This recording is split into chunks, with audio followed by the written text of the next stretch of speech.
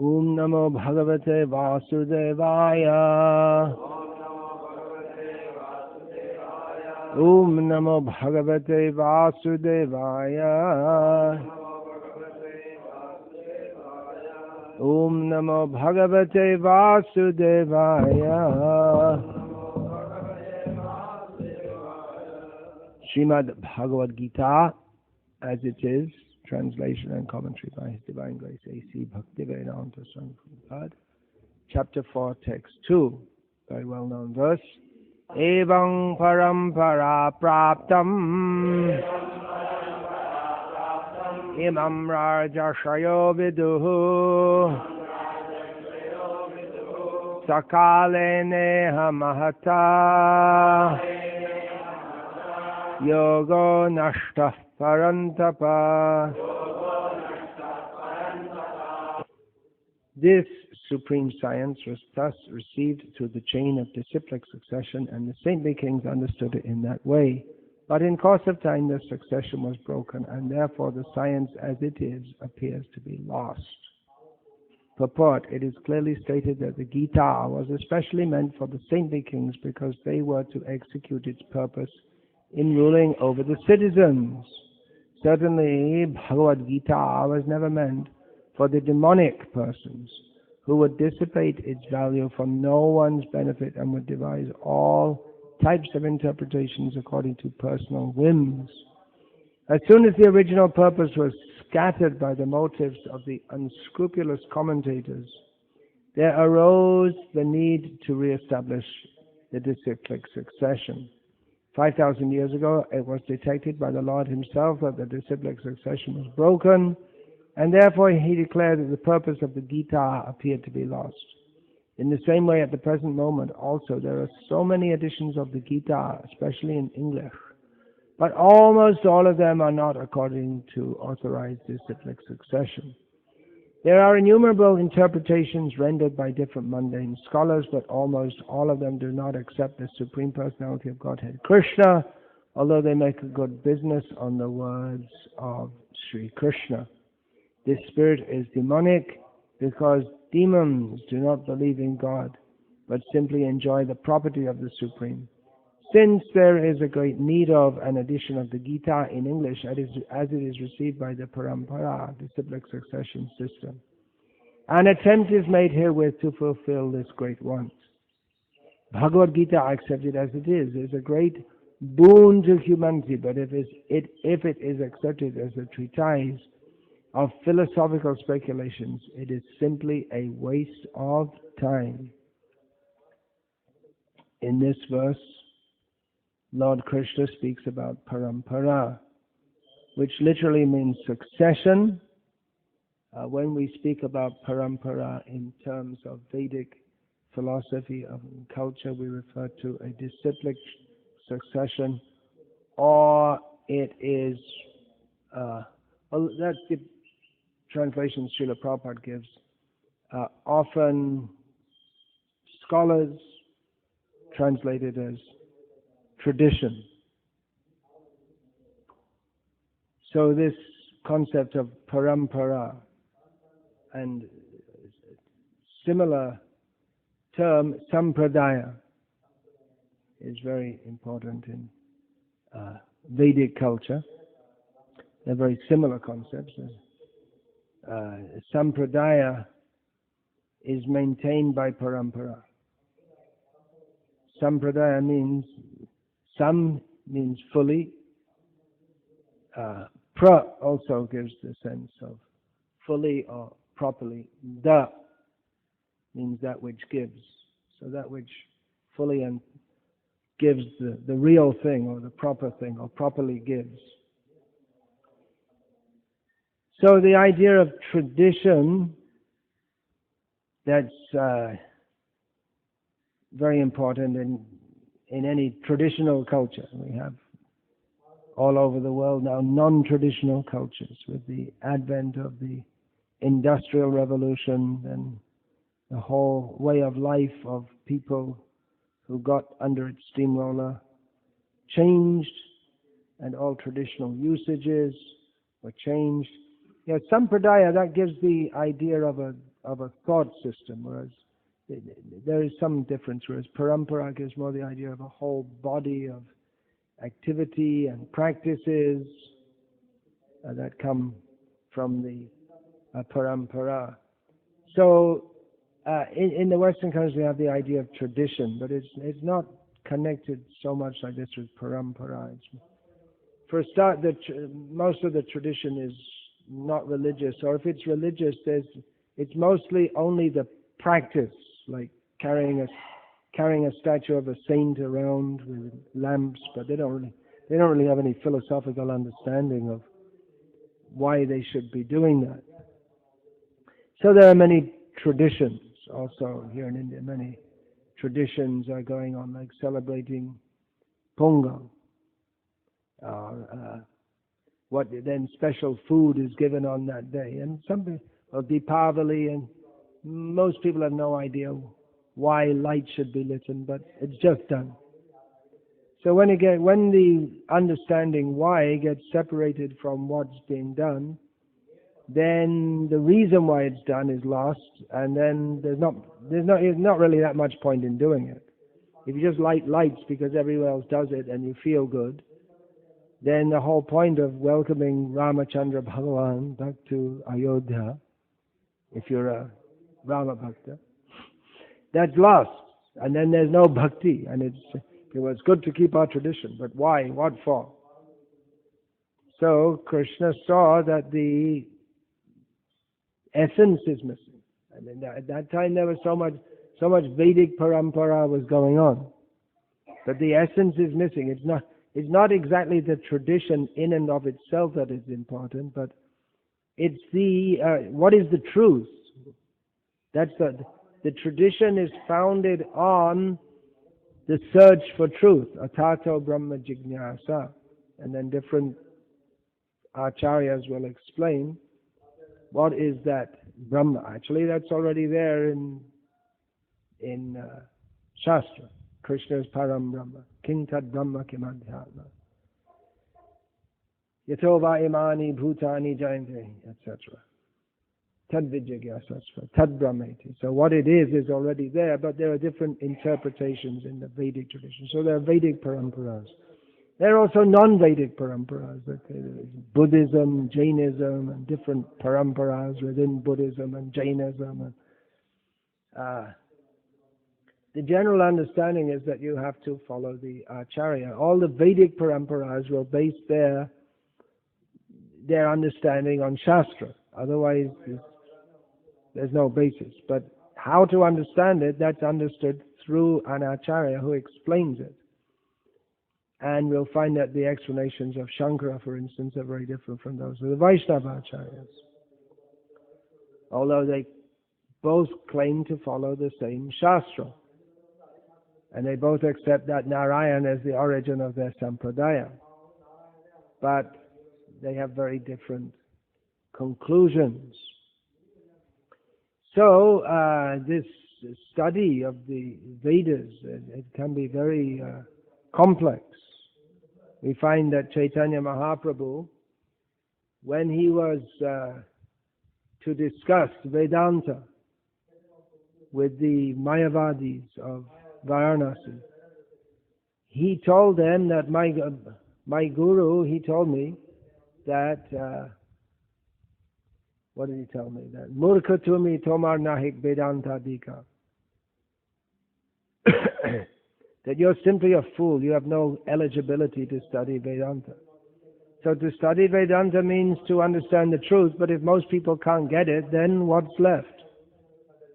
Well, Chaitanya Mahaprabhu was also told, Krishna mantra japa sada a mantra sha. You just chant the name of Krishna, that's the essence of everything. But then how to establish that's the essence? Someone say, no, it's not the essence of everything. Come on, look at Shastra. You're supposed to be following Shastra, and then it's just blind faith. And for many people, they may not be able to enter into all the complexities of understanding. Therefore, what we actually find is that we tend to follow, well, Ramanuja said it, okay, that's what we follow. Prabhupada said it, that's what we follow. But all the acharyas, they won't just say something, they'll give backup for it. It's like Ramanuja might have seen that his time that he was going against all tradition. What's this? All of a sudden, this Vishnu Bhakti. Where did all this come from? But he went to great lengths to say that no, this is not something new. This is what is in Shastra. This is what Shastra says. So all the acharyas, they will establish their position on the basis of Shastra. Otherwise, they have no position. There's no position. But at the same time, most of the or many of the followers, they may not understand all the intricacies, and so for them, among themselves, it's sufficient to say, well, Ramanuja said, Madhva said, or they may have someone completely bogus also. People tend to follow their guru, but they don't know why. But then the guru is meant to teach you why. Don't just do what I say, just understand why. But every little detail, it may not be possible to go into in great detail. So, just like one devotee asked Srila Prabhupada, he was a hippie, long hair. If you look in the dictionary definition of hippie, then long hair will come, for men. So one devotee, he was supposed to be initiated, and then he had long hair. Prabhupada wanted him to shave his head. He said, well, Lord Chaitanya, when he was a god, had long hair. Advaita Acharya had long hair. Krishna had long hair. Advaita Acharya. Then Jesus, he also had long hair, so why do I have to shave my head? And Prabhupada said, because now you're following me. So, what's the basis of that? Well, Prabhupada wanted it like that, and that's all. We may not go into great detail of dig out all the Shastras, go searching in Kashmir, and from Kashmir to Kanyakumari, different Dharma Shastras, and they said, Prabhupada said, okay, all right, that's enough for us. If we're to explain outside, then we may have to give some more reason. Although Srila Prabhupada is often asked about shaving heads, and he didn't get into a big philosophical discussion. He said it's clean, that's all. It's very clean. And as we saw in the drama, Sita and others, they're not used to having wigs on, so they're always having to pull the hair out of their eyes. Isn't it? Ramachandra, Sita, it's troublesome to have the hair in your eye. So they're always pulling it that way. When your head's shaved, you don't have to bother. No botheration. Can be Krishna conscious instead of hair conscious. So, we follow the Acharya, but there may be a problem with that, is that then it becomes blind following. And people don't understand why they're following. They don't think it's important to understand why. Our Guru said, okay, that's enough. And then different people understand it in different ways. And you get all kinds of different ideas coming out. And then how to resolve it, then ultimately we have to go back to Shastra. And there may be some latitude also, I mean some allowance that different followers of the acharyas, they give somewhat different practice or maybe somewhat even different understanding. That's also acceptable, because within Vedic culture there are different gurus and they may be all members of the same sampradaya, but you can't expect everyone to understand in exactly the same way. And even within at least Gaudiya culture, it's understood that everyone has an individual relationship with the Supreme Lord. So their understanding may be somewhat different. And how a devotee who is his own inclination is to follow the gopis who are lovers of Krishna, how he will instruct his followers at the higher level will be different to those whose inclination is to follow gopis like Yashoda, who have a parental relationship. So that's at a more high level. At a lower level, or at the basic level, we may say that, well, one guru is very much inclined to do a lot of deity worship, and another is as very little interest in deity worship, but is very much interested in Harinam. And so some differences will be there, some latitude is there. That's within the sampradaya, within the parampara. But then if the philosophy is wrong, or if the practice is not consonant with the teachings of the Acharya, then it has to be said that the parampara is broken. Just like, or that there may be differences of opinion over that also, just like you'll find some Gauriya Vaishnavas, they may, or people who claim to be followers of Chaitanya Mahaprabhu, they may be men who dress in saris, and thinking, helps me to think of myself more like a gopi. But other followers of the Sampradaya will accept that this is not acceptable. So, although Krishna is saying here that I'm going to re-establish the parampara, it's not just a matter of, okay, there's no acharya, okay, appoint someone as an acharya and get a few disciples, they teach you how to put on their tilak properly, and we'll put all the traditions back. But that's not the essence. The essence is, what is the truth? Without that, the parampara is useless anyway. You can have very good parampara, but in terms of external practices, mats and ashrams, but if the siddhanta is wrong, then everything's wrong. And so there's no point in having it anyway, which is why we find in the Vedic tradition, on one hand, because there are so many paramparas and sub-paramparas, socially there's a lot of tolerance, like we see in the Western world at the present time. It used to be just, you have to be a Christian, otherwise it's not acceptable to be. The Jews were hated. And then you have to be a Protestant if you're in a Protestant country. You have to be a Catholic, and they're fighting amongst each other. But with so many different, in the modern world, there's so many different religious groups and non-religious groups and different ideas coming together, and a whole enlightenment kitchery. Then there's an idea, well, we have to just live and let live, because otherwise we can't live at all. If you have the idea, our way is the only way and everyone else is doomed, then you get, just like now there's been bombings in Boston by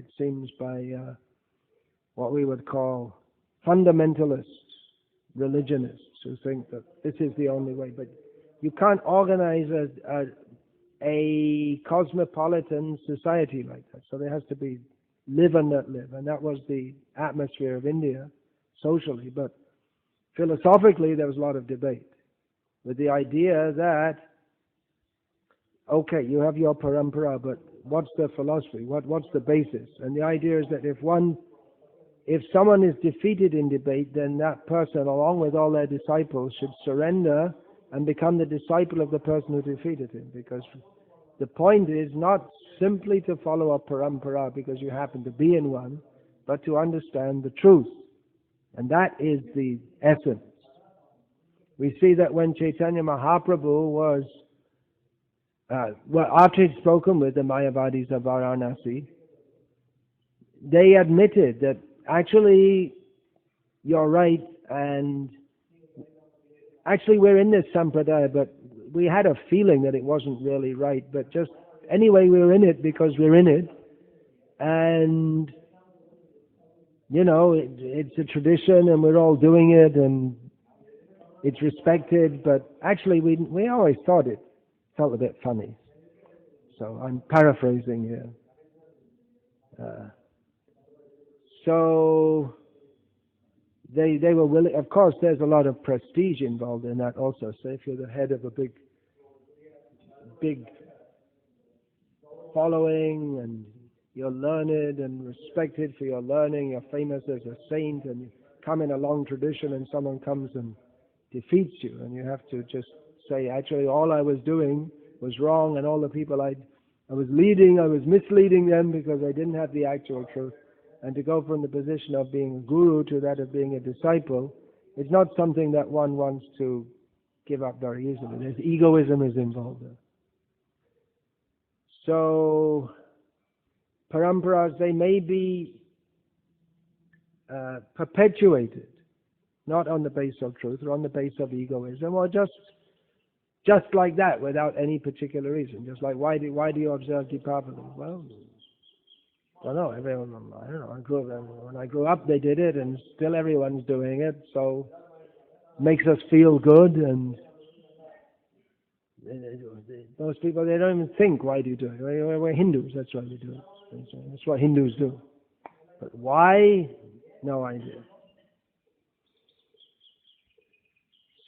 So that's an idea, a very wide or loose tradition, and then there are specific traditions, just like we have Gauriya Sampradaya within that, the Saraswat Sampradaya within that, we have our ISKCON following Prabhupada, and it looks like the way things are going, they're going to be, well, already unofficially within our movement there are different understandings and approaches.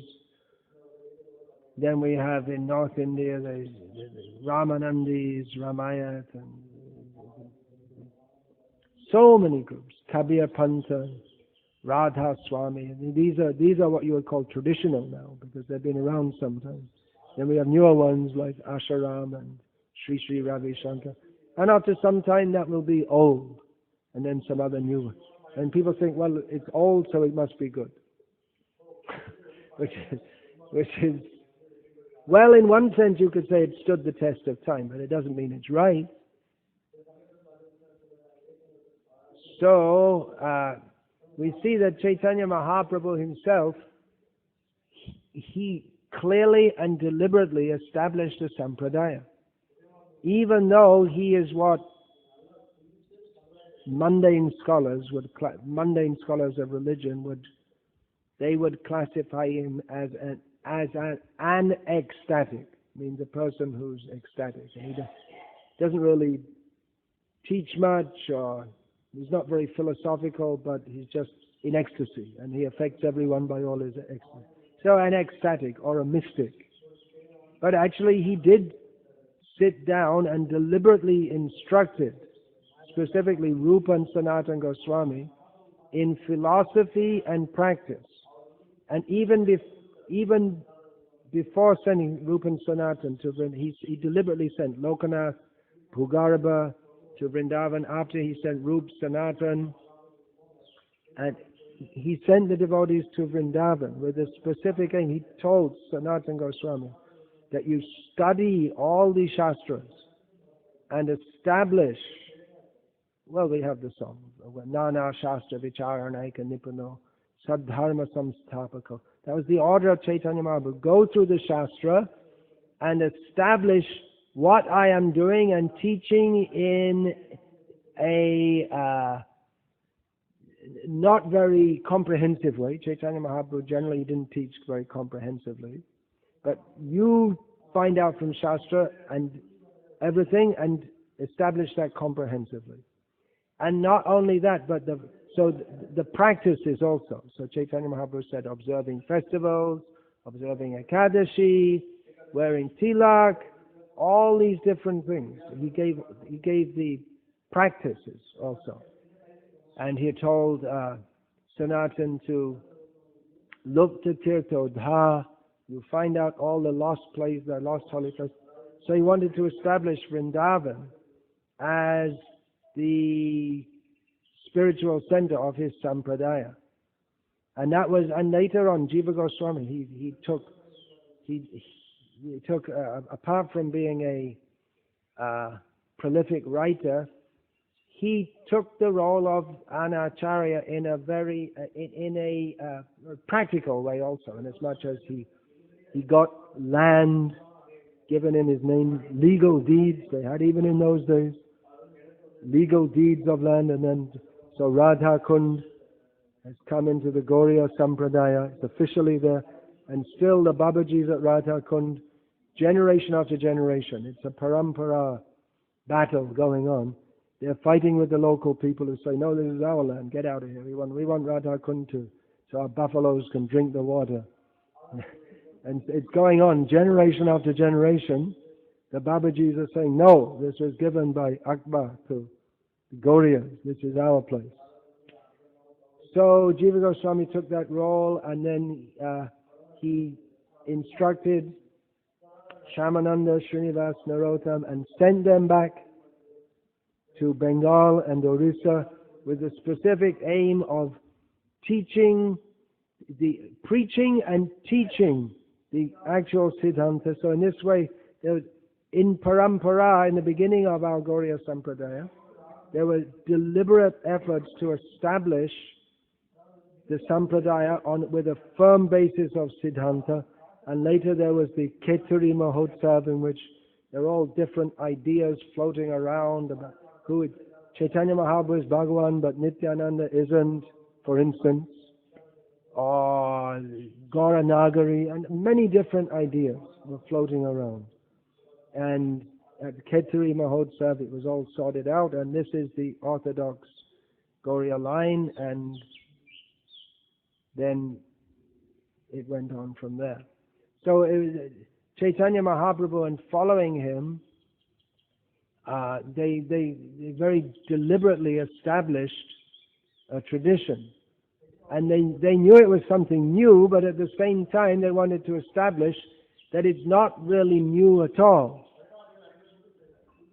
It is the essence of the Vedas. It's only new in the same way that Krishna's appearance in this world might seem to be new. So Krishna is eternal. So what Chaitanya Mahaprabhu is teaching is eternal, but the term given is anarpita. It was not given for a very long time. The teachings had become lost. There's that sloka in Chaitanya Charitamrita, which is Kalena Lupta. What it begins that I can't remember. In the beginning of the instructions to Rupa and Sanatan, there's that one verse from Chaitanya Chandodaya Natak. Have you got it there? Read it out. Vrindavaniyam Rasakeli Varta, the information about the pastimes, the Rasa Lila of Vrindavan, all the rasas of Vrindavan. Is it rasa or rasa? Rasa, yeah. So, or the pastimes full of rasa in Vrindavan. Kalena luptam nidja shaktim ukta. So, anyway, you can't translate it line by line, but this means that Chaitanya Mahaprabhu, he instructed Rupa and Sanatan that which for a long time that had been news of it had been lost. Kalena luptam. He empowered them. He empowered them to revive that, to instruct it. Yeah, then? Sanchaya Rupena, by his Nidya Shakti, by his own potency, Chaitanya Mahaprabhu empowered them. Sanchayam? Yeah, go on. Okay, well that's beyond my understanding. What's the translation given? Before the creation of this material world, the Lord enlightened the heart of Lord Brahma with the details of the creation and manifested the Vedic knowledge. In exactly the same way, in the Lord, that means Lord Chaitanya, being anxious to revive the pastimes of Lord Krishna, impregnated the heart of Rupa Goswami with spiritual potency. There's another verse also similar to that. Anyway, the point is that the Gauriyas, they were very, they made the point that this is not something new, although it may appear to be something new, but it is the actual essence of everything that is in the Vedas. So, that's to be understood. Now, Chaitanya Mahaprabhu, that's analyzed, as far as I know, it may be analyzed earlier, but at least we find in Bhaktivinoda Thakur's writings that Chaitanya Mahaprabhu took different principles from different sampradayas. From Madhva, or from the different acharyas, from Madhva Acharya. He very much appreciated the total smashing of Mayavad and of the eternality of the Lord. Now, usually that's said the eternality of the deity, in the deity form of the Lord. But there's also in Madhva's teaching the idea that the avatars, they're not just Narayan comes down and plays a pantomime for some time and then goes back, but the avatars are eternal. So I have to investigate more, but I believe that could be the actual thing. The Lord's soul and body are not different, yeah. Yeah, all the forms of the Lord are eternal, not that they like that, they do some pantomime and have some. Right. Madhva hated that in Ramanuja, that he really hated that, saying the soul, he differentiated between the soul and the body of the Supreme Lord. So there's, Madhva classified that with the Mayavadis. So he didn't like, similar to Mayavad understanding. So from Ramanuja, what did he take? He took service to the devotees. What was the other thing he took from Ramanuja? Oh yeah, the smashing of karma and jnana, only bhakti. Then from Nimbarka, he took the importance of Radha and the gopis, serving in the mood of the gopis. Although Chaitanya, all these, especially this point, Chaitanya Mahaprabhu developed more and more. And what did he take from Vallabh? The spontaneity. That's one of them. And the other one I can't remember just now. You could find it. But anyway, the point I'm making here is that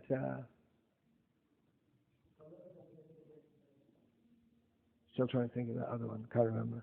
The point I'm making is that Chaitanya Mahaprabhu took points from different sampradayas, and he didn't put himself so much in opposition, just like we're discussing Madhva and Ramanuja.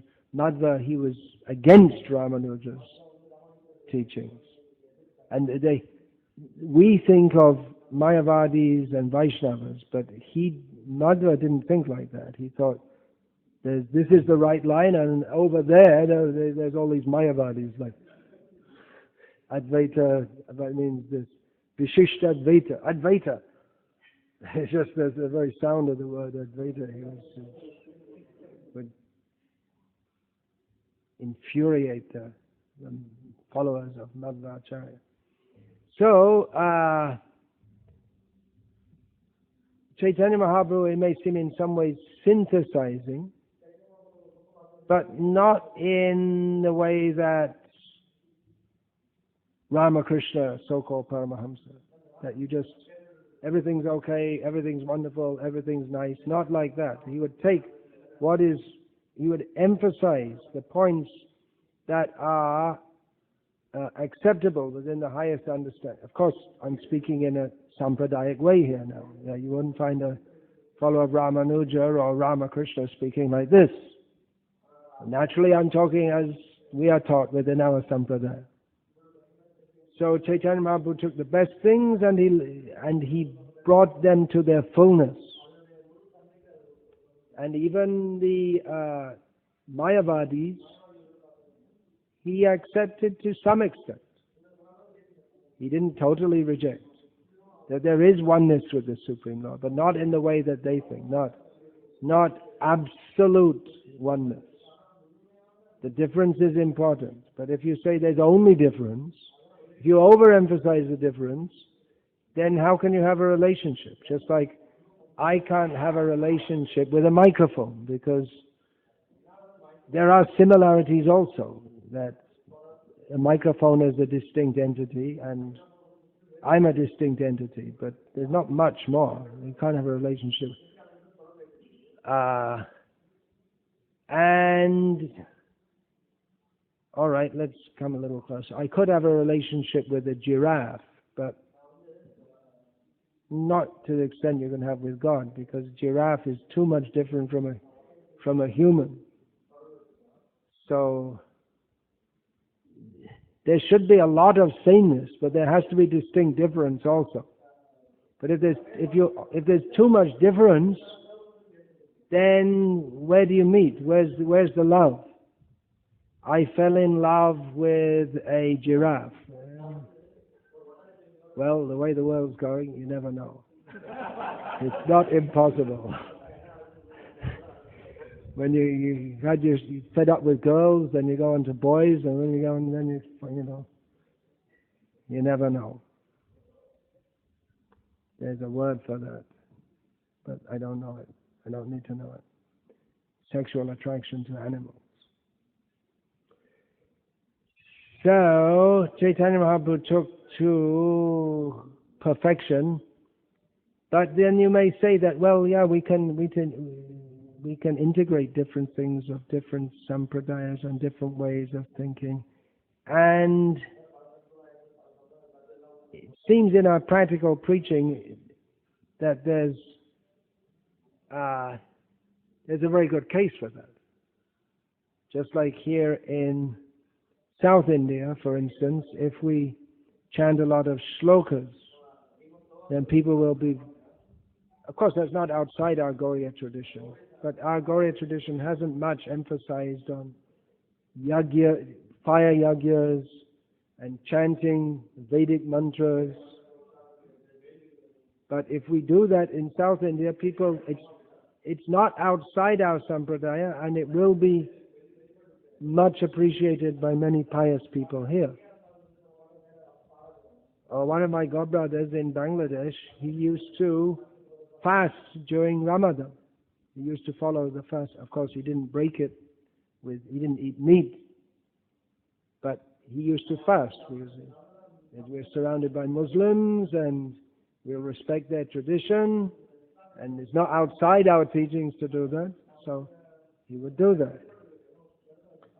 So how much should we or could we go outside our tradition? Have we got things to learn? Maybe we could learn things also. Srila Prabhupada said we should study the Catholic Church. What for? Well, at least for how they organize, and it's an amazing achievement in this Kali Yuga that they've had a worldwide church for 2,000 years in Kali Yuga. For a start, the worldwide communication was pretty poor way back then. Of course, worldwide, well, it was mostly Europe and what's now called Asia Minor. And then as the Europeans spread, the church spread. But anyway, they have the worldwide church, and it's still intact, it's still strong. It's going through a difficult period now. It's been through more difficult periods in the past. So they've obviously got something right in terms of organization, how to organize people on the basis of what we can loosely call religious belief. It's not an international organization like IBM or Hewlett-Packard, which is based on profit and money and won't last. We can definitely, despite predictions, is that a Nostradamus prediction that this Pope's the last one? Well, let's see. I may not live to see it. He might outlive me. But we can confidently predict that the Roman Catholic Church will outlast IBM, Hewlett-Packard, Walt Disney Corporation, and so on. So Srila Prabhupada said, study the Catholic Church, how they organize, how they manage to do it, because they have managed, despite all kinds of upheavals, they've managed to keep their structure intact all these years. And like I say, they're going on and going on and going on. Srila Bhaktisiddhanta Saraswati had a very clear idea that he wanted to, he was told by Bhaktivinoda Thakur to establish Varnashram. So he went to South India and studied the different sampradayas. He studied many things, but he studied especially the Sri Vaishnava Sampradaya, and he didn't, not so much the Madhva Sampradaya. He also went to Udupi. And he took the practice of sannyas from the Ramanuja Sampradaya. So he also saw that it was previously in the Vishnu Swami Sampradaya, which is now the Vishnu Swami Sampradaya. There's actually there appears to be no actual link with any of the three previous acharyas called Vishnu Swami, but it's practically the Vallabh Sampradaya. And there's no sannyas in the Vallabh Sampradaya. So he took from the Ramanuja Sampradaya. He saw the different principles. And he also, when he was living in Puri, Bhaktisiddhanta Saraswati Thakur, he also spent a lot of time at the Govardhan Mutt, which is the mutt established by Adi Shankaracharya. It's a Shankara Mutt, and it's just a short walk from where he was staying, Bhaktivinoda's Bhakti Kuti. They're still both there. You can walk from Bhakti Kuti, you just walk down that Sadasan Mutt road, and then you're just a short walk away, just inside from the Govardhan Mutt. So he spent a lot of time there, and he studied the teachings of Mayavad. And he was in the library, not only Mayavad, they had a massive library with many different teachings. He studied. And no doubt he also, either systematically or not systematically, saw the system of Mutt set up. Later he established Mutts. So in terms of Mutt organization, those established by Shankaracharya, they're exemplary in the matter that they've, for over 1,000 years, they've had mutts with generation after generation, with sannyasis and brahmacharis and grihastas also attached to them, and they've been able to maintain their teaching. The sampradaya is meant for maintaining the teachings, both the philosophical and the actual practice of it. So he saw all of that, and he established Gauriya Mutt. Actually, first of all, was Sri Chaitanya Mutt, and then that's like Rome, and then Gauriya Mutt in Kang, and all of them. Like Sri Chaitanya Mutt is supposed to be like the Vatican, and then there are all the other churches and cathedrals, all the Gauriya Mutts. So the point I'm making here is that Chaitanya Mahaprabhu himself and all the different the major acharyas, they also studied the teachings of other sampradayas, either to take something from them or to rebut them, because their teachings are very prominent at the time, just like Srila Prabhupada spoke a lot about modern science, which previous acharyas didn't do. One reason there wasn't any modern science. Srila Prabhupada spoke a lot more about science, for instance, than he did about Buddhism. Shankaracharya spoke a lot about refuting Buddhism, but it was no longer much of an issue in the world when Srila Prabhupada was preaching, and modern scientific atheistic theories were. So Srila Prabhupada spoke a lot about that.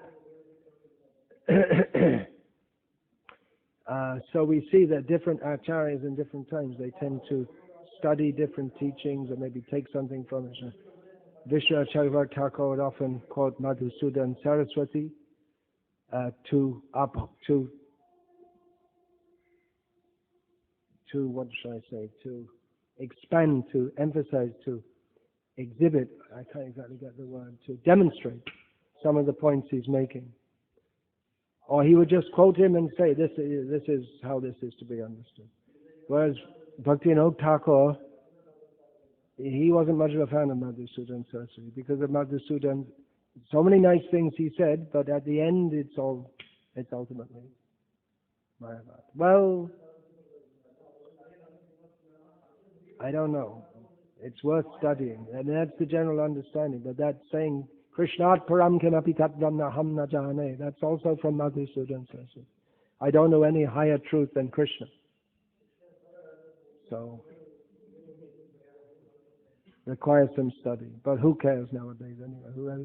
No one ever heard of Madhusudan Saraswati. But no doubt he was very influential in as much as he promoted bhakti, but at the end it sticks the knife in you.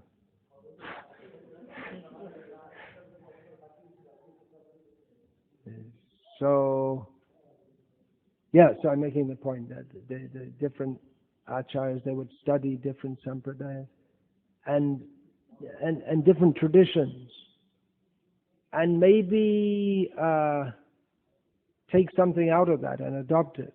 And Christianity, it seems they did that in the Western world to a large extent. They adopted various what they call pagan festivals, just like Christmas is originally a pagan festival. They have no idea what day Jesus was born on, but there was a big festival, and they're converting all these people to Christianity, and they're accustomed, just like people say convert a Hindu into something, Christianity, and then tell them no more Deepavali. Oh, I like Deepavali. Okay, have Deepavali and sing Hail Mary or something at the same time. So they Christianized it. They Christianized it. So is there scope for doing that in Krishna consciousness? How can we do that? Well, I'm not much in favor of it. Like we have many temples in the West, they celebrate Christmas. I'm not in favor of that. Otherwise, the next thing they'll have Christmas turkey. They maybe have it already, actually, vegetarian version. People ask, shall we serve soya meat? Oh, I'm not much in favor. Let people be vegetarian. It's soya meat. Then next thing is, well, why not real meat? I'm sure soya meat's not good for health anyway. Some artificially manipulate. They take some soy. I mean, you see this so-called soya meat, and you see a soya bean, and there's not much similarity. It's really been manipulated, modified, they call it. So, what should we learn? Well, we should learn inside our tradition. Just like we have our classes here, we don't have classes. Okay, folks, we've been teaching Gauriya, Siddhanta, and it's getting a little boring. This morning we're going to teach something from the Greek Orthodox tradition. And then the next day we're going to have something from Sufi tradition. And let's make it more ecumenical and love all. But what happens? People just get confused. How are you going to learn what we have to? We have so many things to learn.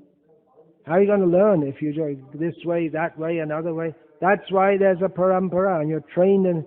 Whether you learn in Gauriya parampara or Kashmir Shaiva parampara or Shaiva Siddhanta or Kabir Panta, whatever. There's a specific teaching which is to be imparted, and it's not just something so light that you can learn it, you can have a 2-week course and then, oh yeah, now I know everything. But there's so much to learn, and it's not just a matter of learning also, learn some shlokas, but it's a whole attitude and understanding which is to be imbibed. So we can't just, let's teach something about this, teach something like that.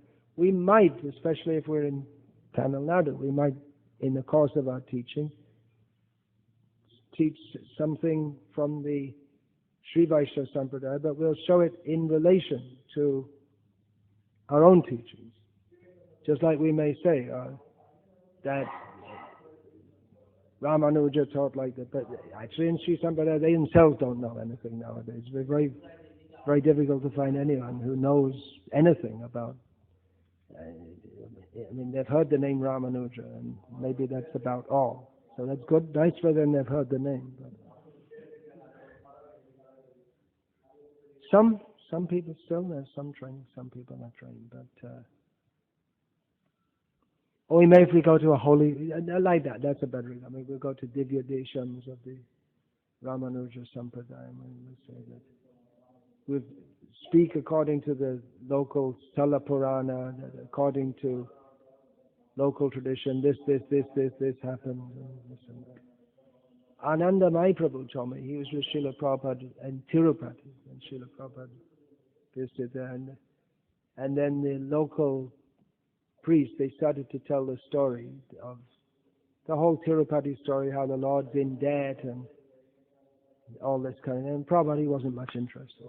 He just listened for a couple of minutes, and then he wasn't much interested in that. So, how much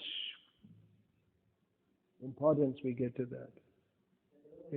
I mean, we mean true or not true, but it doesn't nourish pure devotion.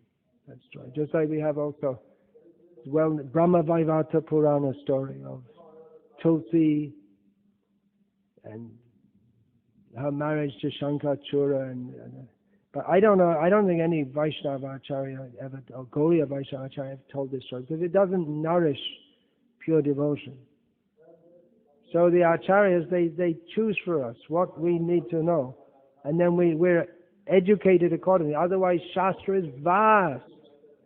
No one can learn all the Shastras. It's not possible. That's why Vyasa made Vedanta Sutra. Krishna gave Bhagavad Gita. You get everything, all the essence, all in one place. Otherwise, it's not possible to learn everything and know everything. So you have to educate in the essence, and the essence is also not a small thing. And to teach that is not a small thing. We find sometimes devotees, they've been practicing Krishna consciousness for years, they've been studying the books, studying things for years, and then some small thing comes up, someone says something, and they get all confused. Oh, the scientists gave evidence of evolution. All of a sudden, all their Shastric knowledge all gone to hell. They're completely confused. Does that mean that Gauriya Siddhanta is wrong and evolutionary theory as taught by the scientists is right? No, it doesn't mean that at all. It just means that you're confused. That's all. That you didn't imbibe that. So, what is taught in each parampara, in those that actually teach, there's not much teaching going on anywhere, in any sampradaya. Still, the young boys in the Madhva Sampradaya, they're taught, but they're taught in the same way they were taught hundreds of years ago. They're taught Nyaya Sudha. So if they can just jump up to that Rishi Shringa's place. What's that called? Where they have the Shankara Mat is there? No, not Kala. Rishi Shringa. It's the place of Sringeri. So they can try and hunt down one or two Mayavadis they can discuss with. But it's got no, then they can have fun. The Mayavad, the Shankarites and the Mayavad, the Madhvas, they can discuss like they did hundreds of years ago. But it's got no relevance to the religious life of people today. So some education is going on, a few Mayavadis here and there, a few Madhvas here and there. Maybe some Sri Vaishnavas. Mostly they're trained to be priests, that's all. Just learn the mantras to say it.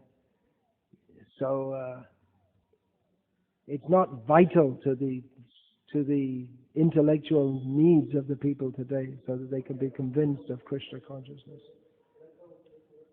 But whatever education is, when there's question of Amrit education in the tradition, it has to be according to the tradition. And nowadays people may have many more questions because there's so many ideas just floating around, if you want to. So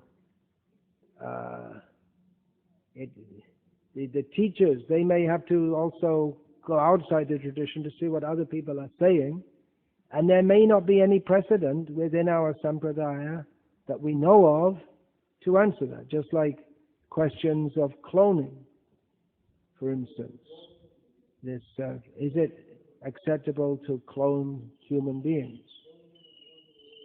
Well, Duryodhana and his brothers, it seems like they're all cloned from one embryo, it seems like. What about infanticide? Well, Vidur told Dhritarashtra, this boy, he's just born, this Duryodhana, better you kill him now. Unfortunately, or fortunately, whichever way you want to take it, Dhritarashtra didn't do so. But it's right there. He's Mahajan, Vidura, Yamaraj. He told this boy he's going to cause just kill him now. Indriya, the Maruts, yeah. 7 times 7. The feticide, abortion. Attempted abortion in the 3rd trimester. Right? I don't know if... Actually, that's interesting because generally the demigods, they just give birth immediately. Somehow or other, this one was in the womb for a long time. So, yeah, so many questions may come up like this. And if you start thinking about it, if you start looking with a critical eye, you may find so many questions. And people may come to you with so many questions. And you have to answer. But generally within a sampradaya, because we can't, not everyone can understand everything, and if we all sit around trying to understand everything, who's going to cook the bhog for God in time? And while we're sitting around wondering, we're all starving to death. So I mean, there are some practical considerations also. So we may say, well, Prabhupada said this, and just okay, for us at least, matter closed, just all right. Prabhupada said this, and for us it's acceptable. But if someone has so many questions and they don't accept it, then don't come here. If you're not satisfied, don't come in this sampradaya. There has to be some faith. We talk about blind faith, but to some extent, all faith, until we have realization, all faith has to be blind because we don't know exactly. Actual understanding is pratyaksha. Pratyaksha gavamang dharmyam susukam kartavadita. Actual experience is the reality. But that may also be deceptive as long as we're conditioned. Just like people think, so many people, they're convinced that so-and-so, he said the end of the world is coming, so sell everything you have and jump in drink poison, and there are instances of that. So that's blind faith, but they have a strong feeling. So we have to, if we're going to make some progress, if we're going to pursue the truth, we can't just remain forever an agnostic.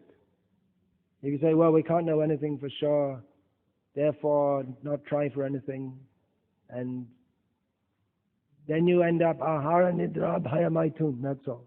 Then there's nothing left. Kimanyat kama haitukam. There's nothing left but lust, material desire. So one has to make a leap of faith. And that should be somewhat reasonable, but you can't wait forever to make it also. And it might be that after making it, you find that, well, wait a minute, something's not right here. And you may make another leap somewhere else. I was reading about one of these black Muslim, Malcolm X, and one of his cohorts. This is in America in the 1960s. Some Muslims started converting to Islam. So one of them, he had a second conversion. from Shia to Sunni Islam. It's like so like I know there was one Russian sannyasi. He was within the Gauriya Math. He joined ISKCON, didn't like it, went to the Gauriya Math, took sannyas, and I turned to him and said that, well, if you find something better, we should go on to it. And I thought, well, what's better than this? And theism, Narayana, Radha Krishna, Chaitanya Mahaprabhu, theologically we can't say anything beyond this. But he ended up in the Madhva Sampradaya. Gave up sannyas also. So, because he's thinking it's more correct according to Shastra. And I said to him that, well, if you go there, what are you going to do? You're not a Madhva Brahmin. They'll just tell you to chant Harinam because that's the Yoga Dharma. And then you might as well come to the Gauriya Sampradaya because this is our speciality. And I met him later and I said, so what did they do? He said, they told me to chant Harinam.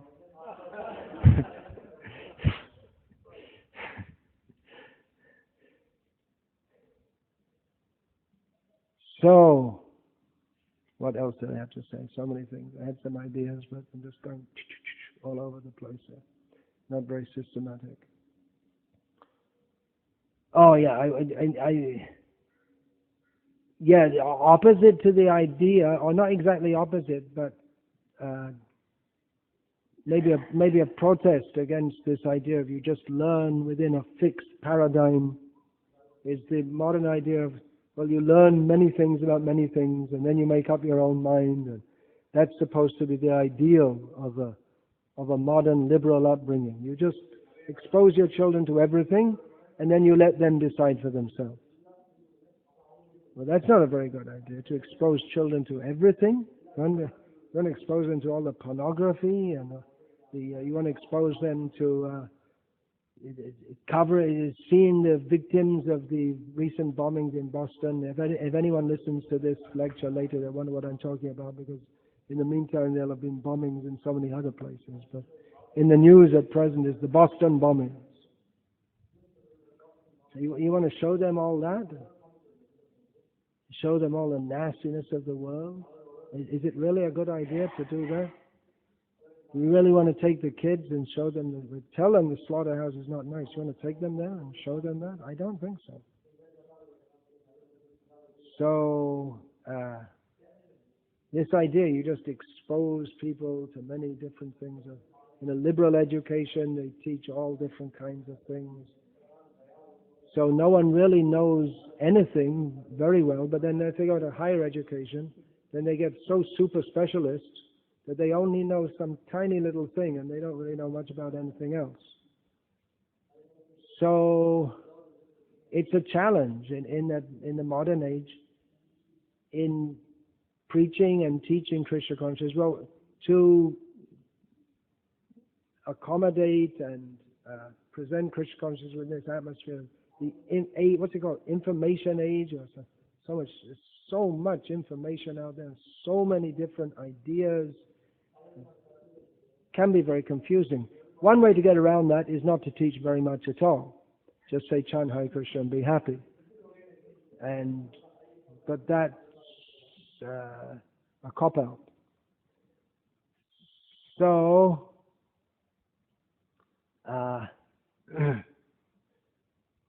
we have a specific system of teaching based on Shastra. This is authority. The modern way of thinking is that, well, people have studied different things and they've come to different conclusions and therefore we accept it. But Brahm Pramad Vipralipsa Karanapatav, Shastric analysis is that conditioned souls have the defects of a tendency to make mistakes, to be illusioned, to cheat, and to have imperfect senses. So any knowledge, even if it's acquired by generations of intelligent people is subject to be mistaken.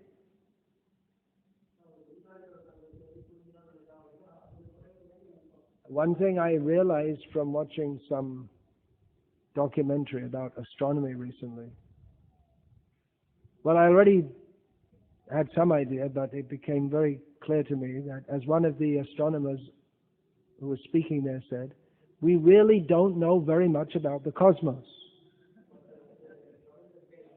And one thing that became clear is that although they have systems by which they think they can measure the distance of planets and quasars and all different things out there, what's actually going on is they're looking at the sky, they have a two-dimensional vision. And they can't really say whether something, how far away anything is. They have their theories, like there's this red shift, and then they see things which seem, doesn't fit their theory. Even their basic epistemology is up to question. So basically, they're looking at a cartoon. Nowadays, cartoons are three-dimensional, but when I was a kid, cartoon means two-dimensional. So they're looking at a two-dimensional view of the universe, and they really can't know very much about it. If something comes very close, then they have a three-dimensional view. And close in astronomical terms means within 1,000 light years, but I'm talking about within less than 100,000 miles, or maybe even less. Which that's not close even. That's just like it's like in your pocket practically, in astronomical terms. So we accept as an axiom that we, not only in Krishna consciousness, but any religious system, they accept scripture as being axiomatically, inherently, unquestionably authoritative. That may come up to question also. Buddhists and Jains question the Vedas. Many people questioned the religious scriptures of the Christians. We don't know how many people question those of Islam. Usually they don't survive long enough to do so, or they're too afraid to openly do so. But we accept certain works as being authoritative. That what is there, that is the authority. But even then, if we finally study, questions may come up. And then again, the acharyas have to solve that, just like we find in the second canto, Bhagavad Gita, Shukadev says that Idang Bhagavatam Nama Purana Brahma Samitam. Then Dvaipayana. What's that? There's two verses, and there's in the first canto, Dwapara. Anyway, the point is that Dwaparado. Look that up. Idang Bhagavatam Nama. It comes up in the first canto and again in the second canto. Adhitavan Dwaparado Pitur Dvaipayanaraham. He says that I was taught this Srimad Bhagavatam Dwaparado, which means in the beginning of Dwapara Yuga, by my father, who is known as Dvaipayana. It's the Idang Bhagavatam Nama. This Bhagavata is the Purana, which is the summation of all the Vedas. So what does that mean? And that goes against everything else that's said, because Vyasa, by his very role, is to come at the end of Dwapara Yuga, not the beginning of Dwapara Yuga. So Jiva Goswami says that this means just like sometimes the end is taken as the beginning, depending on your place of perspective. Okay. If it had said Dwaparante, there'd have been no problem. They said Dwaparado. Why? We don't understand. But we don't find that it's such a great anomaly that we're going to throw out the whole Srimad Bhagavatam because of that. So if we study finely, actually the more you know, then the more questions may arise. But you have to keep your compass that this is Shastra, this is given by the Acharyas. Now the liberal thinkers, or people who say that, well, we can't really trust anything, they say, well, that's a kind of self-deception, it's blind faith. But then again, you have to follow some authority if you're going to make some progress, because you can be a liberal thinker, you can sit on the fence all your life, but you'll never go anywhere. We are going on with the faith or the conviction that beyond this whole world of eating, sleeping, mating and defending, birth, death, old age and disease, there is an ultimate good. Otherwise you're just stuck. Then you're condemning yourself to be a frog in the well. We can't say anything more than this well, because we know nothing else but this well. And no one else can know anything else. Someone comes from outside the well, an adventurous young frog comes back and says, there are so many things outside the well. Well, I didn't see it. How can I believe it? I didn't see it. So we are all frogs in a well, but we believe someone who came from outside the well and says there's something beyond it. Because anyway, it seems to make sense, doesn't it? All of existence is just eating, sleeping, mating, defending, birth, death, old age and disease. Why is there, you say, well, we don't believe in God, but you should be good. Well, the atheists will also protest against the Boston bombings. Why? If everything is all chemicals, then what does it matter? Some chemicals got thrown on some other chemicals, and one chemical, which was an intact human body, suddenly became a non-intact human body. The legs got separated. It was only some chemicals, that's all. Then why are the atheists protesting? They also believe in good and bad. That's a metaphysical principle. It's not a physical principle. There's nothing in any combination of chemicals which you can call good or bad. You can't say that water is better than heavy water. Well, yeah, it's good or bad. Well, if you drink water, it's supposed to be good for you. If you drink heavy water, not recommended. H2O2. That's good for in nuclear reactors, cooling or something like that. So it's good or bad. You may say, yeah, water is good. Heavy water is not. For what perspective? Then they'll say it's all relative. Water is good for you to drink, and heavy water is good for cooling nuclear reactors. But what's ultimately, they'll define it in terms of human beings. Why?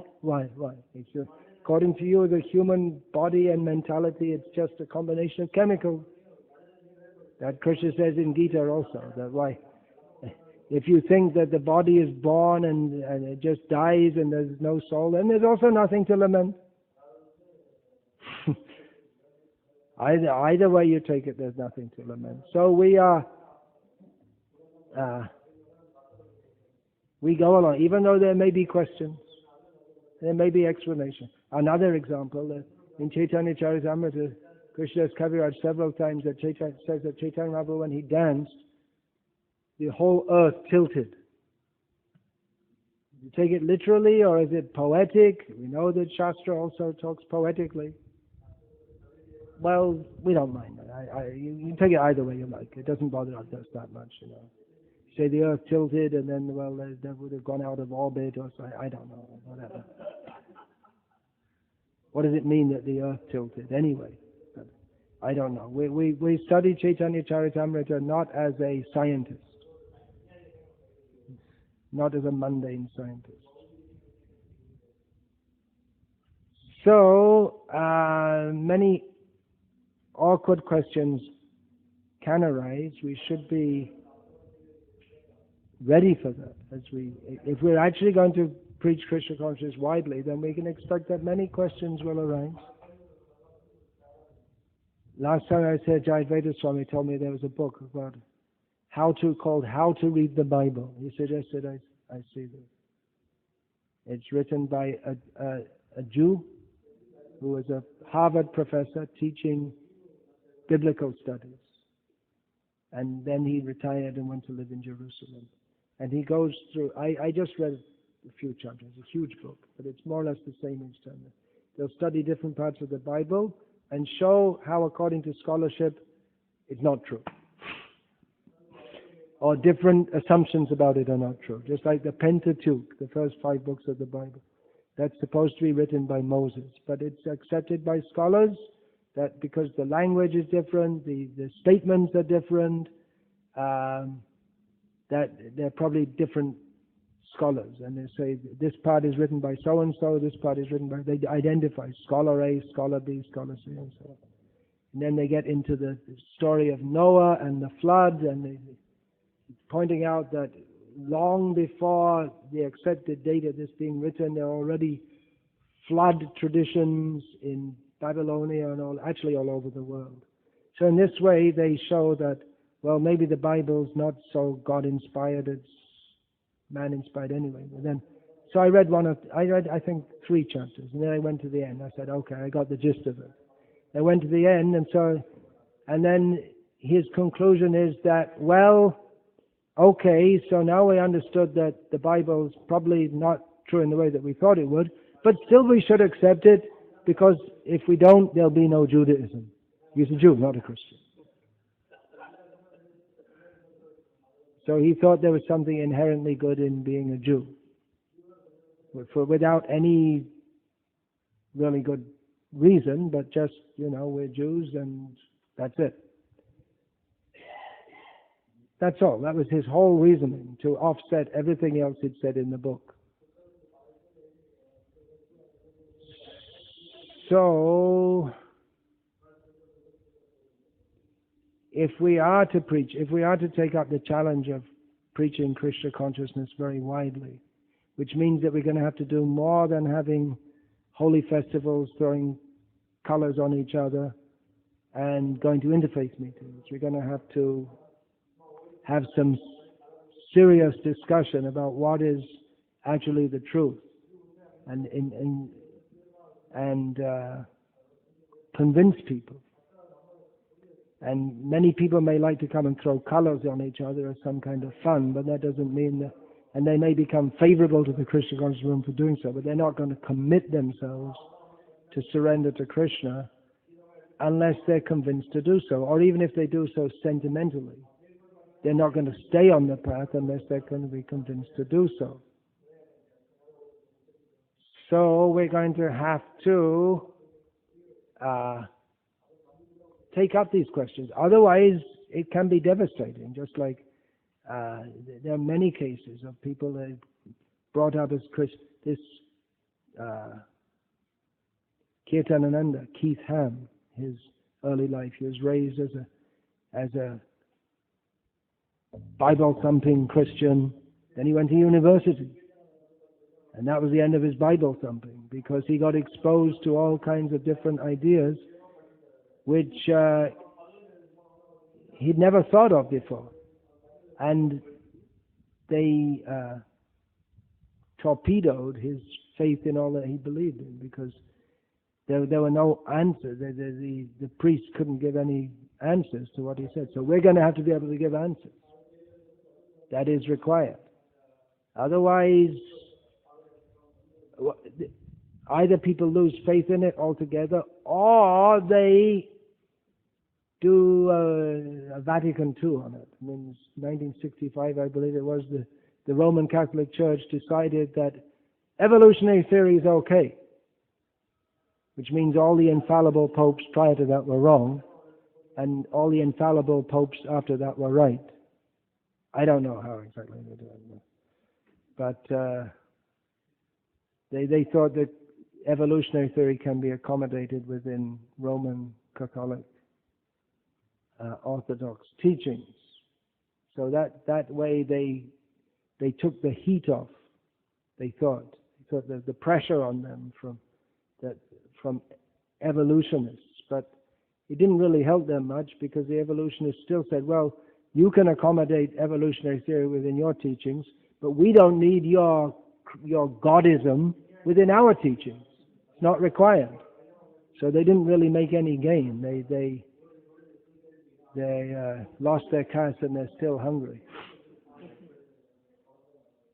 So we can't be... Srila Prabhupada used to quote, there's a Bengali saying, I never heard it said in Bengali, the mullah goes no further than the mosque. Means the mullah, he lives next to the mosque, he goes to the mosque, he comes back, and that's all he knows. He goes in the mosque and he teaches according to the Quran, he comes back and he knows nothing else. And that's all. But if we're going to spread Krishna consciousness in the world, then we just can't be in our temple and we just teach among our own group. We have to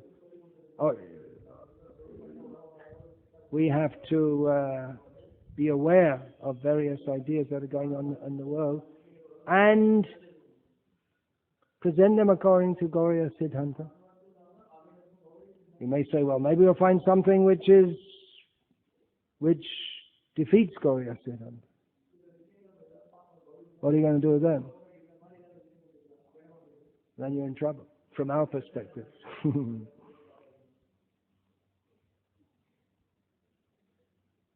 Then you're in trouble. But I doubt it, actually. Because Gauriya Siddhanta ultimately deals with transcendence, which is not achintya kaluje bhavana tangstarkena yoji prakriteva parangyashta tad achintyasya lakshanam. Our teachings are actually, they deal with the achintya. So anything in this world, any man-made theory, it's not fit to study Gauriya teachings with. You can't study via that. Our process from the beginning is a transcendental process. And at some level we may verify that with in a very primary way, we can verify that with our sensual perception and our reasoning. But ultimately it goes beyond all that. There's spiritual logic and spiritual experience and spiritual understanding. In going outside our tradition, we may find others who are going outside it, or they're confronting the same questions, but we have to be a little careful. Just like, for instance, we may agree with Christians on various things, just like Christians, many of them, are anti-abortion. They believe that God created the world, not that it evolved from nothing, or just came into being out of nothing. But we should be a little careful mixing with them, because often their theories are based on just dogma, without any proper understanding of what is the nature of life, what is the nature of God. Just like you'll find there are both Muslims and Christians who are saying, no, evolution is bogus and God created everything. And the Christians say, and the conclusion is the Bible. The Muslims say the conclusion is the Quran. But nothing that they say leads you to that conclusion. They say that, okay, they show all what they purport to be evidence that evolution is bogus. And the Quran says that God created everything. Okay, believe in the Quran. But then why? Just because it says so in the Quran. The refutation of a wrong theory does not establish another theory. It only refutes one theory. To establish another theory then you may say, okay, according to the Quran, this is a possible alternative. But it's not in and of itself establishing a theory. Just like there's so many stupid Hindus, actually many of them are educated people, who they hear this Nayak, what's his name? Muslim? Zakir Naik, who purports to show how the Vedas are all bogus, and then they convert to Islam. But even if all his arguments were right, which they're not, and I think any one of us could just very easily cut into pieces, but the problem is, if you cut into pieces philosophically, they'll cut you to pieces literally. That's the problem. That's why we don't. Not only you, they'll blow up our temples, and it's difficult to have a discussion with people who don't take no for an answer. So then the Hindus, they convert. Oh, he's shown us. But why? Even if all he says is right, which is not, it doesn't mean that you should become a Muslim. So we should be careful when we're going outside other, if looking outside other traditions, to what we take, what we don't take. We have to have a very good knowledge filter. That means we can take everything in, but how we understand it. We don't filter things out, but we categorize them and understand them. Let's see, according to Shastric understanding, what is right and what is not right. Even in taking from Vedic tradition, I mean, I saw some video of some Arya Samaji, who are, you can say, some kind of Vedic tradition. And I didn't watch the whole video, but there was a video of him with one of Zakir Naik's main men, and it said on the verbiage that goes with the video that the Arya Samaji defeated the follower of Zakir Naik. But even then, in the way he defeated him, we have to be careful also, because we don't want to end up with Arya Samaj Siddhanta, which is again offensive and not a proper understanding of the Vedas. So if we're talking about going outside our tradition, first of all, we have to be very well fixed in understanding our own tradition and convinced of that. And then we can see about, it's required to go outside our tradition to meet different challenges, but we have to be very much fixed in our own understanding. So it's a tremendous task to educate devotees at all levels. I mean, you have that experience. To educate, but already they've got so many, practically everything they've learned since they were born and even before that is all wrong. And to educate them in actually the right thing, it's a tremendous task. And what to speak of going out and meeting different followers of different paths. We have a lot of work to do in education, there's no doubt.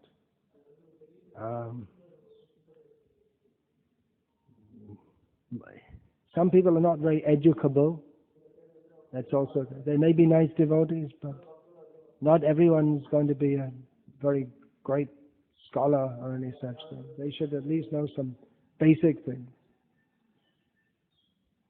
But that's also required, that there are some devotees who are at least specialized in some things. So they can go among different groups of people and discuss with them. And Krishna gives the intelligence also, but a certain amount of education is needed, just like Srila Prabhupada.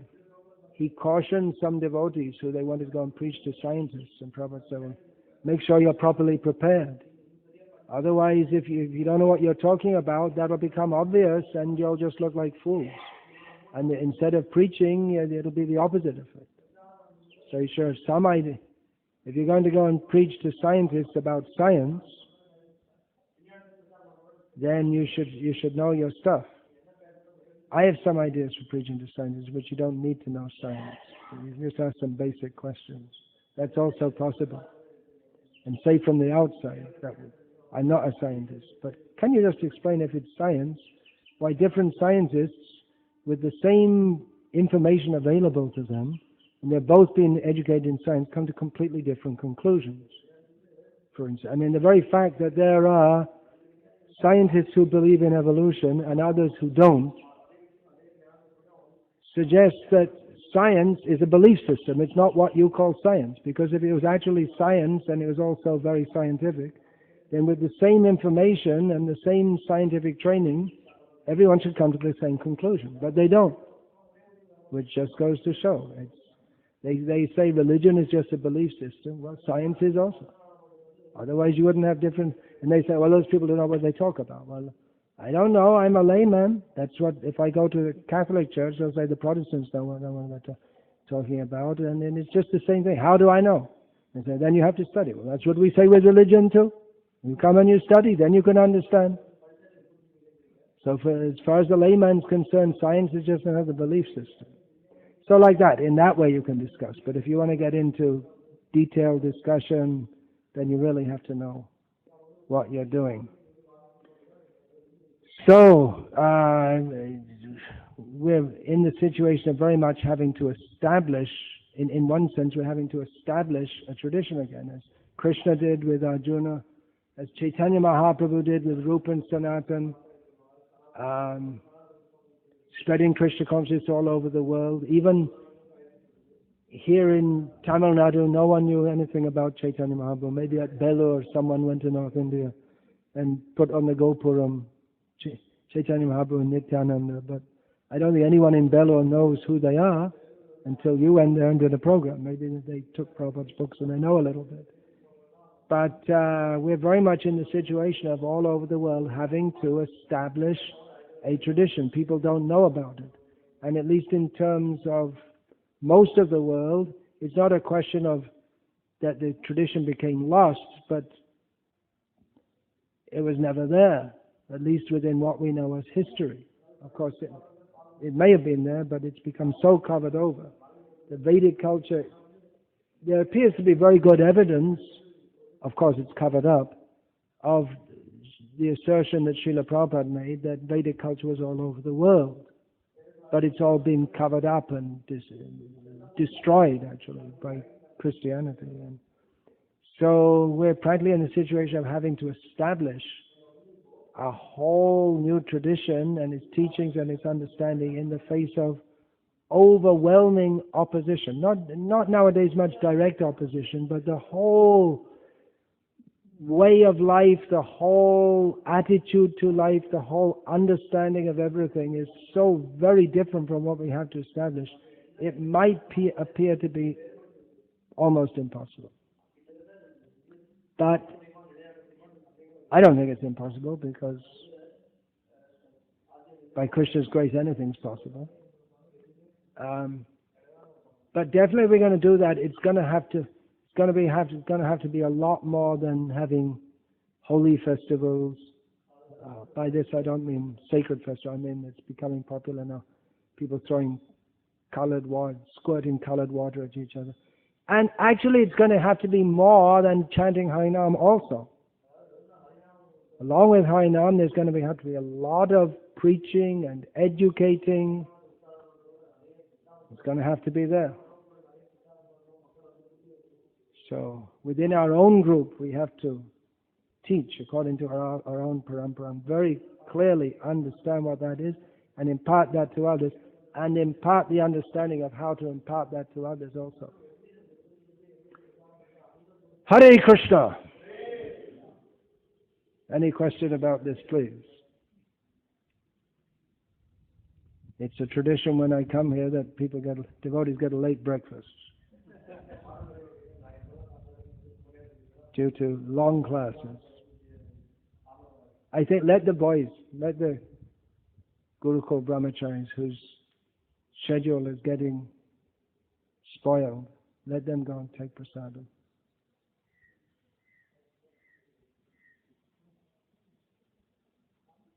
Yeah, anything?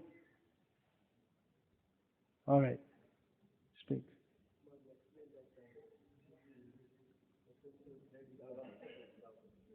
Yeah, I'll repeat it. The essential thread in parampara, he's following the tradition of not speaking very loudly in the presence of your guru. You should speak softly. So I'll repeat it. So the essence of parampara, the essential thread is the truth, yes. Practice is based on the truth, yeah.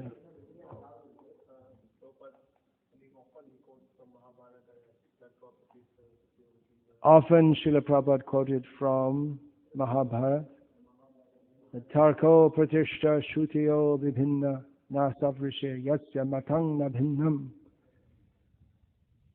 The truth cannot be established simply by discussion or argument. Even the Shrutis, the Vedic statements, appear to say different things. And all the Vedic philosophers, the rishis, they become rishis by having a different opinion to everyone else. Then, therefore the conclusion is one should follow a Mahajana. Yeah.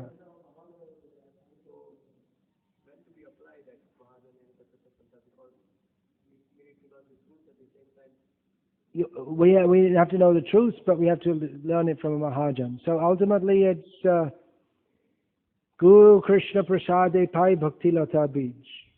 One gets, ultimately it's mercy that we can get what is the truth and we can recognize that. Like I said, you have to make a leap of faith.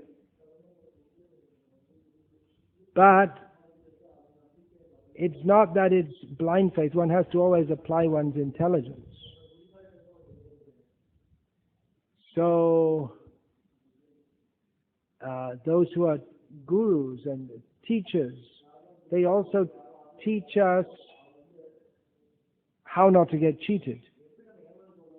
If an actual guru will teach us how that even he, the guru, will not be able to cheat you.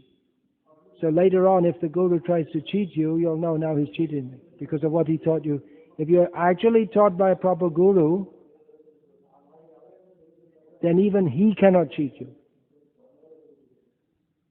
If you're taught by a proper guru and all of a sudden the guru says to his female disciple, "You are just like Radha, I am just like Krishna. And now we should have an intimate relationship."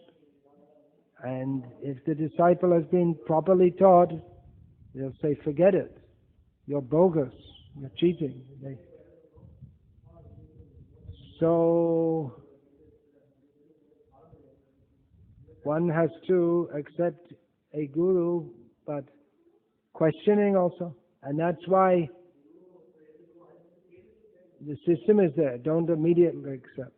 In some places it said if you get a bona fide guru, you should accept immediately. There's no question of right time, place or circumstance. But generally it said you should study and see. Does what they say is that commensurate with Shastra and with your own understanding. That's also there. One has to apply one's own intelligence. At the same time, one has to understand the limitations of one's intelligence and also understand that intelligence is a gift given by God. So exactly how to define what are the limits, it may not be exactly definable.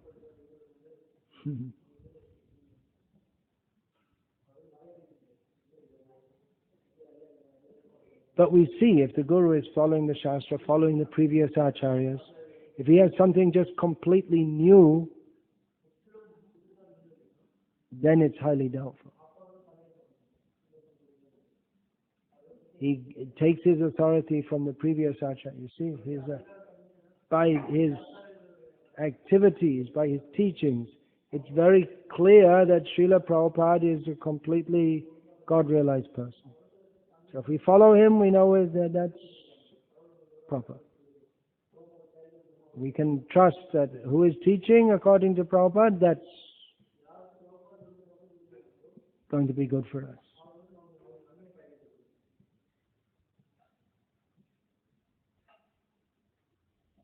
Yeah, you're going to ask a question.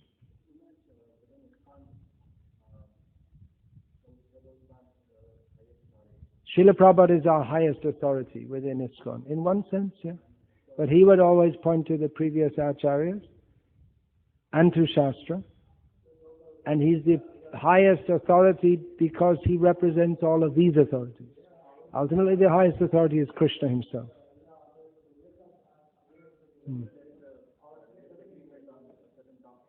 Yeah. When there's a disagreement on topic, then we'll fall back on Prabhupada quotes. There'll be agreement and disagreement. Therefore, we have to understand Prabhupada's mission, teachings. My understanding, and there are other understandings, is that Srila Prabhupada, a lot of what he taught in practice was because he was dealing with people who had no idea of Vedic culture whatsoever. And that was not necessarily, the behavioral standards he set were not necessarily meant to be forever. Just like Srila Prabhupada had women go out on book distribution. in the West. But he said that he wanted that the daughters of his disciples, they should learn how to cook and to clean and to be chaste. He didn't say they should learn to go on book distribution. He had a different idea for that. So there's one example. So many devotees in ISKCON say, see, Prabhupada engaged his women disciples as photographers and book distributors, not as GBCs or Tamil presidents. Interesting. So we should go on and do the same. And others say, no, that wasn't meant, Prabhupada didn't say that should be the standard forever. So in this way, disagreements come. It's interpreting Prabhupada's actions.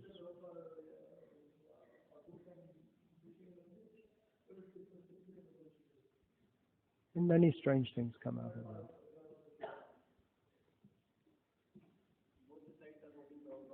Both the sides are quoting Prabhupada, therefore we have to understand. Again, we have to understand what is Srila Prabhupada's ultimate purpose. And the devotees will quote, well, Krishna consciousness is above any material consideration. Therefore, for instance, women can do exactly the same thing as men. But Prabhupada would often quote that women have babies, men don't. There are certain differences which you can't change. So why don't we have joint communal showers then, if men and women are all the same?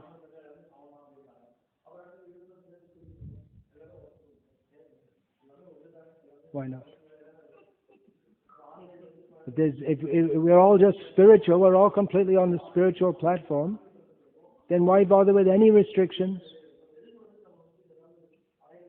The restrictions are there because of the perverse attraction between male and female bodies. So if you say we're above them, then have joint communal showers.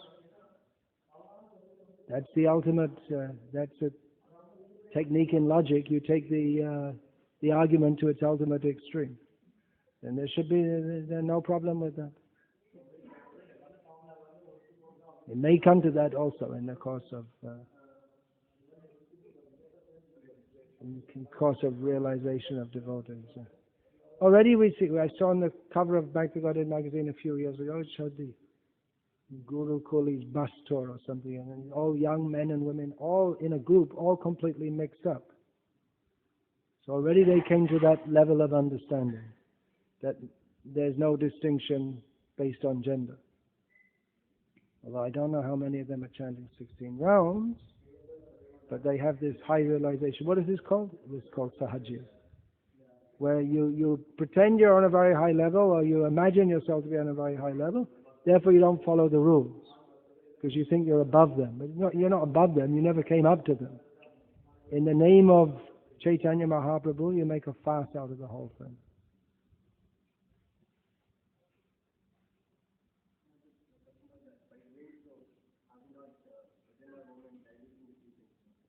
Are we diluting the teachings by doing that? Yes. But that's another topic altogether.